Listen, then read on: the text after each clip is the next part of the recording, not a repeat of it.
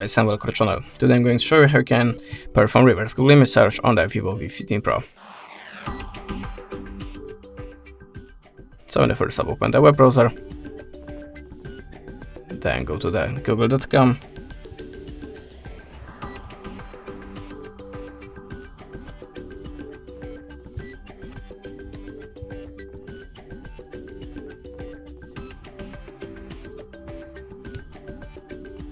and now it's very important step, click on the three dot icon and switch to the desktop side. Now click on the small camera icon and choose upload a file. Choose the file that you want to search in the Google, like this one, and click done. And now HardReset is starting automatically, and now we are looking for similar or the same image in the Google picture database. That's it. Thanks for watching, leave us a subscribe and a comment, and goodbye.